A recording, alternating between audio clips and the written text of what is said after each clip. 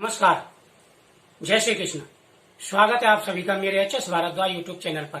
मैं हरिओम शर्मा आज आपको संतान सप्तमी व्रत, इसे मुक्तावरण सप्तमी भी कहते हैं, उसकी व्रत कथा, पूजा विधि, संपूर्ण जानकारी आपको दूंगा।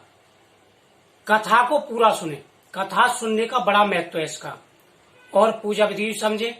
इस व्रत के करने से जिनको संतान की प्राप्ति नहीं उनको संतान की प्राप्ति होती है, जिनको पुत्र की प्राप्ति नहीं उनको पुत्र की प्राप्ति होती है, सभी मनोरथ पूरे होते हैं। भगवान शिव और माता पार्वती आशीर्वाद देते हैं, जिससे हर मनोकामना पूरी होती है। संतान सप्तमी का व्रत भाद्रपद शुक्ल पक्ष की सप्तमी को किया जाता है। इस बार 24 व्रत किया जाएगा। दोपहर के 2 बजे की चालू हो जाएगी और पूजा का भी यही शुभ मुहूर्त है। दोपहर का 2:30 बजे के बाद में पूजा का शुभ मुहूर्त रहेगा और इसमें दोपहर के समय पूजा की जाती है और कथा सुनी जाती है। सुबह स्नान आदि करें। स्नान आदि करके एक पाटे पर भगवान शिव, माता पार्वती और भगवान श्री कृष्ण और जामती की पूजा की जाती है। भगवान शिव के पूरे परिवार की पूजा की जाती है और एक धागा जो है संकल्प के रूप में बांधा जाता है संतान प्राप्ति के लिए, या जिनके संतान है पहले से, पुत्र है या पुत्री है, उनकी रक्षा के लिए डोरा बांधा जाता है। अब डोरा बांध करके और सामने बैठ करके हाथ में पुष्प लेकर के कथा को सुनते हैं। पूरे सामान के द्वारा रोली, मोली, चावल, लौंग, इलायची, फल, फूलमाला, पान के पत्ते के द्वारा विधि विधान से पूजा की जाती है। और इस दिन प्रसाद के रूप में खीर या गुड़ के पूरे बनाए जाते हैं। भगवान श्री कृष्ण युधिष्ठिर से कहते हैं कि हे युधिष्ठिर, एक समय लोमस ऋषि मथुरा नगरी पधारे। वहां पर मेरे माता पिता देवकी और वसुदेव ने उनका बड़ा स्वागत किया। लोमस ऋषि ने माता देवकी की तरफ देख करके कहा कि हे देवी, तुम्हारे कई पुत्रों का कंस ने वध कर दिया था। उस शोक से निवारने के लिए आप संतान सप्तमी व्रत करें। अगर आप संतान सप्तमी व्रत करेंगी तो वह शोक आपको नहीं व्यापेगा। माता देवकी बोली कि हे ऋषिवर, मुझे तो इसकी विधि ही नहीं पता है, इसकी क्या विधि है और इसमें कौन सी कथा सुनी जाती है। लोमस ऋषि कहने लगे कि हे देवी, भाद्रपद मास के शुक्ल पक्ष की सप्तमी को यह व्रत किया जाता है। इसमें भगवान शिव और माता पार्वती, गणेश व कार्तिक सभी की पूजा की जाती है। उनसे संतान प्राप्ति, पुत्र प्राप्ति की मनोकामना करते हैं। जिनके पुत्र होकर के गुजर जाते हैं या जिनको पुत्र की प्राप्ति नहीं हुई है, उनको पुत्र की प्राप्ति हो जाती है।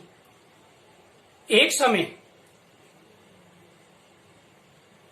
अयोध्यापुरी नगरी में नहुष नाम के राजा राज्य करते थे। नहुष की जो पत्नी थी वह पतिव्रता थी और चंद्रमुखी उसका नाम था। उनके राज्य में विष्णुदत्त नाम का एक ब्राह्मण भी था, जिसकी रूपवती नाम की पत्नी थी। चंद्रमुखी और रूपवती में गहरी मित्रता थी। एक बार चंद्रमुखी और रूपवती दोनों नदी पर स्नान करने गईं। वहां पर उसने देखा कि बहुत सारी स्त्रियां स्नान कर रही हैं और स्नान करके उन्होंने वहीं पर माता पार्वती और शिव जी की मूर्ति बनाई और कहानी सुनने लगी और उनकी पूजा करने लगी। रानी चंद्रमुखी और ब्राह्मण पत्नी रूपवती ने उनसे पूछा कि आप ये क्या कर रही हैं और इसके करने से क्या फल मिलता है। स्त्रियों ने कहा, यह संतान सप्तमी व्रत है। इसके व्रत करने से सभी को संतान की प्राप्ति होती है। इसमें माता पार्वती और भगवान शिव की पूजा की जाती है। जिनके संतान नहीं है उनको संतान की प्राप्ति होती है, पुत्र की प्राप्ति होती है, और जिनके पुत्र है, संतान है, उनके पुत्रों की आयु लंबी होती है। उन्होंने डोरे की महिमा बताई कि व्रत में डोरा बांधा जाता है और इस डोरे के सामने ही संकल्प किया जाता है। रानी और ब्राह्मण पत्नी ने संकल्प किया कि हम भी जीवन पर्यंत इस व्रत को करेंगे। उन्होंने धागा लिया और बांध लिया, लेकिन घर आकर के वह व्रत को भूल गईं। व्रत उनसे खंडित हो गया। इस कारण उनको कुछ समय बाद, मृत्यु के बाद में, जो नहुष की पत्नी थी चंद्रमुखी वह बानरी हुई और जो ब्राह्मण की पत्नी थी रूपवती वह मुर्गी हुई। कुछ समय के पश्चात दोनों की मृत्यु हुई। उसके बाद में उनको दोबारा योनि मिली। वह जो चंद्रमुखी थी, मथुरा नरेश पृथ्वीनाथ की पत्नी ईश्वरी देवी हुई, और जो ब्राह्मण पत्नी थी वो दोबारा से ब्राह्मण की पत्नी हुई, जिसका नाम भूषणा था। भूषणा को अपने पिछले जन्म की याद थी, इसलिए वह संतान सप्तमी का व्रत किया करती थी। लेकिन ईश्वरी देवी जो थी उसे कुछ भी याद नहीं था और उसके कोई संतान नहीं थी। कुछ दिन के बाद उनके गूंगा और बहरा संतानें हुई, लेकिन वह भी नहीं रही।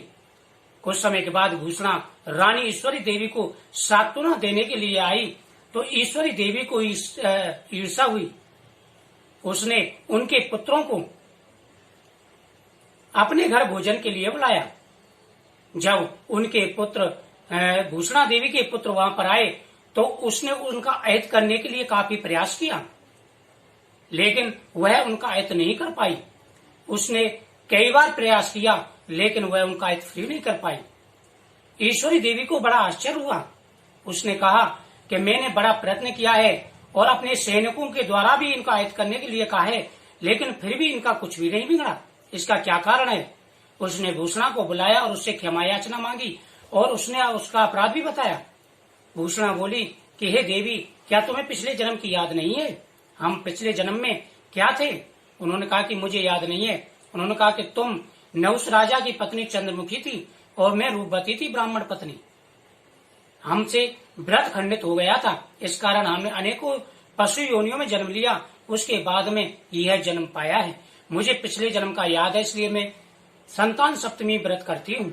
आप भी संतान सप्तमी व्रत करें, आपकी मनोकामना पूरी होगी।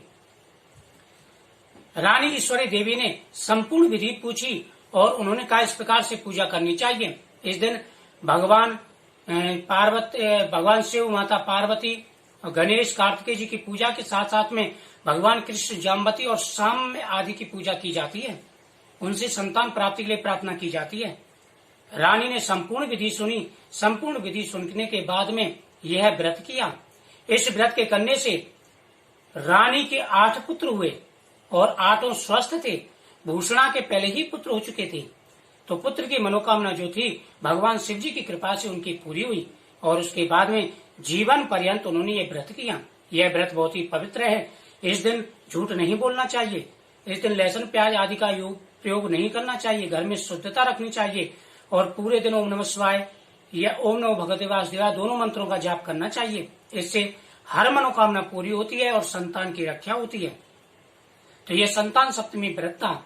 इस कथा के सुनने मात्र से ही इंसान को संतान की प्राप्ति हो जाती है और उनके सभी मनोरथ पूरे होते हैं। भगवान शिव जी की कृपा प्राप्त होती है। ओम नमः शिवाय।